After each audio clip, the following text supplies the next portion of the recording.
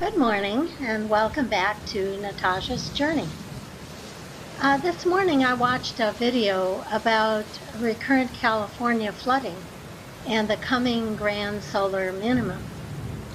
With so much of the U.S. and the world experiencing monumental flooding right now today, I was inspired to share with you an article that I wrote a while back about a small town in the center of California, Central Valley, at an elevation of only 49 feet above sea level, and that city, how it copes with cyclic, if not potentially catastrophic flooding.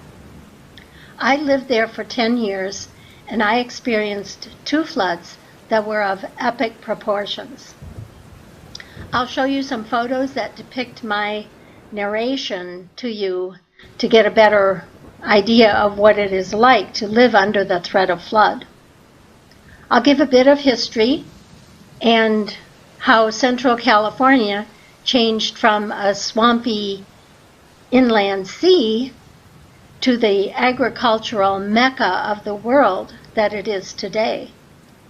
In another video, I'll tell you about another time period in my life when I lived in the jungles of Central America, where daily deluge of tropical rain was a constant threat to life, and how we dealt with the hundreds of inches of annual rainfall. So the title of the article that I'm going to tell you about, is called Solutions of a Small Town, Harnessing the Raging Waters. I quote from the article: "The recorded history of flooding in the San Joaquin and Sacramento valleys of Central California is equal to the current flooding in many areas of the United States and the world. Records of flooding in California date back prior to the gold rush. Before the influx of settlers into the region during the mid-19th century, native inhabitants avoided the ravages of flooding by migrating when the floodwaters came. As settlers sank permanent roots and became merchants and landowners, their attempts to control the destructive power of impending floodwaters failed again and again. During the last quarter of the 19th century, Sacramento flourished as a growing metropolitan area. At the same time, 40 miles to the south, a small farming community in the Central Valley was settled by industrious immigrants who forged across the continent from the Midwest to the promised land of the fertile valley in Central California. Farmers were lured to the valley by word of the rich soil deposited over centuries by the winter and spring floodwaters. Every year, the winter rains and spring snowmelt swelled the streams and rivers that meandered down the slopes of the Sierra Nevada mountains. Those valued floodwaters spread essential minerals over the vineyards, orchards, and farmland. Early settlers chose the land near the Mokelumne River, which was used for transportation. Settlements along the river were linked by ferries. Although the river was their lifeblood and soul, it was doomed to be their Satan. In 1869, the Western Pacific Railroad reached for a route to link Sacramento to Stockton. Wise landowners near the Mokelumne River offered their land to the railroad, thus opening the area to expansion. The settlement became known as Mokelumne Station. In 1874, it was changed to Lodi to avoid confusion with the town of Mokelumne Hill farther to the east and Mokelumne City to the west. In 1906, with a growing population of just under 2,000, 1 square mile area was incorporated as the township of Lodi and became known as the Queen City of the San Joaquin Valley. Today, Lodi is home to 55,000 people and covers barely more than the original 1 square mile. Although early farmers struggled to clear the land of thick brush and fought summer drought and winter floods, wheat farms flourished. Today, wheat crops have been replaced by corn, alfalfa, and tomatoes. Dairy farms, fruit orchards, and vineyards also dot the landscape. The vineyards are what have given fame to Lodi as the Zinfandel capital of the world. As early as 1907, the city celebrated the grape harvest with a Tokay Carnival. The annual grape festival now celebrates the harvest each year in September. Although the summers are hot and dry and the winters prone to flooding, the founding fathers of Lodi were basic problem solvers. Once the lands were cleared, the farmers recognized the richness of the land was due to the minerals deposited by the seasonal flooding.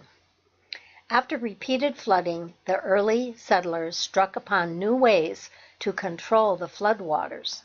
For more than 100 years, the local utility districts have harnessed the winter rains to provide irrigation for the farms surrounding Lodi. The Woodbridge Irrigation District works in harmony with the Lodi Public Works Department and the East Bay Municipal Utility District that manages the Comanche Reservoir and Dam to the east of Lodi. The early city planners incorporated methods of flood control into their general plan, which are still in place today. The founding fathers dedicated portions of the city land as parks and playgrounds. Over the past 40 years, 8 of the park's athletic fields have been hollowed out below the level of the surrounding land, much like a bowl. The recessed basins were designed with inlet valves that allow street storm drains to usher water into the basins and outflow valves to release the collected water. During the winter rains, the fields become storm drainage basins that empty into 15 miles of underground concrete pipelines, then into 100 miles of open earthen irrigation canals that meander through and around the city. It is the dual purpose of using the athletic fields as storm drainage catch basins that makes the system unique. In winter, rainwater fills the catch basins in the parks via storm drains, and then when the basins are full, the water is piped into the irrigation canals and then diverted into Pixley Slough south of Lodi and eventually empties into the San Francisco Bay Delta. The mechanical system uses gravity and board structures to divert the water into the irrigation canals and private farm irrigation ditches. In the summer months, the same irrigation canals provide local farmers with water diverted from the Mokelumne River. The irrigation district and the city of Lodi have been working in concert for more than 100 years to control floodwaters in the winter and provide essential irrigation water to local farmers in the dry summer months.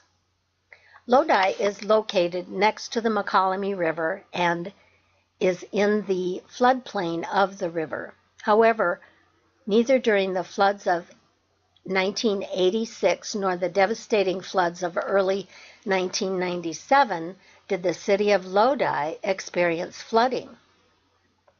10 years after the Mokelumne River last flooded in 1955, the Comanche Reservoir and Dam were built 15 miles upstream from Lodi.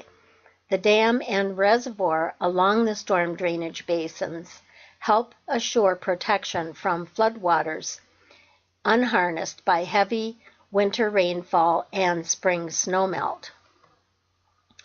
Now, in 1997, I lived in the foothills that overlooked Lake Comanche Reservoir and heralded a view of the entire San Joaquin Valley from Mount Diablo on the west to the foothills on the east, as well as the magnificent view of the Sierra Nevada mountain range on the east. Here I will show you a few photos from the early floods, as well as the flood of 1997, which I personally experienced. The rich farmland of the Delta region gets its silt from the annual flooding. However, now earthen berms and levees have been constructed around the farming plots that protect it from flooding. During the 1997 devastating flood, the levees were breached, and it was postulated that possibly human hand intervened, and explosive agents were planted upstream to allow the trapped water that was about to overflow the levees was then released when the explosions destroyed the berms and flooded the plots farther downstream. I personally don't know if there was prosecution or even evidence of that sinister plot.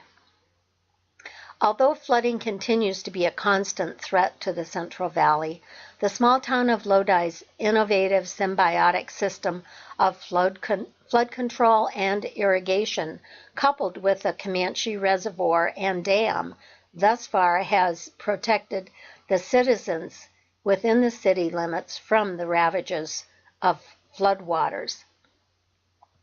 The entire state of California is dependent on adequate annual snowpack to provide fresh water year-round.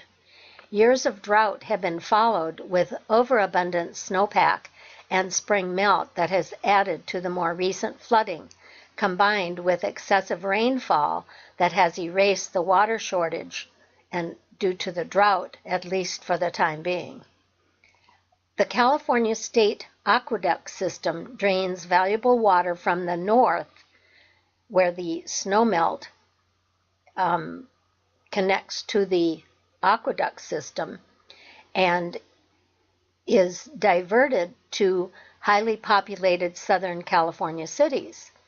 That process continues to be a controversial issue, especially in the years of drought. And I'll address that particular problem in a future video. The Mokelumne River is just one of dozens of waterways that drain the watershed of the Sierra Nevada mountains. As experts and local officials calculate water flows and reservoir capacities and evaluate ways of controlling increased rainfall and erratic snowmelt, the successful engineering designs in Lodi's storm drainage basins needs to be looked at as an alternative to the antiquated levee dike and earthen berm systems of flood control, especially in populated areas. Existing athletic fields can be retrofitted to include recessed basins, and certainly new subdivisions can include the construction of catch basins in their flood control plans. The catch basin inflow and irrigation canal outflow system cannot be underestimated as a proven solution to flood control that cities across the United States could consider as a means of protecting their habited areas from flooding that we are seeing today in daily news and weather updates. Property owners, city and county officials, and political forces of the West Coast especially, currently experiencing flooding of local waterways and major rivers, must take heed and benefits from the success of Central California's efforts of harnessing the floodwaters. I want to thank the Lodi Public Library Research Department, the City of Lodi Public Works and Planning Departments, the Woodbridge Irrigation District, and the East Bay Municipal Utility District personnel for their valuable information in preparing this article. Well, thank you for watching, And my prayers are with everyone right now who is experiencing flooding or the threat of flooding today. May God bless you and keep you safe. I am Natasha.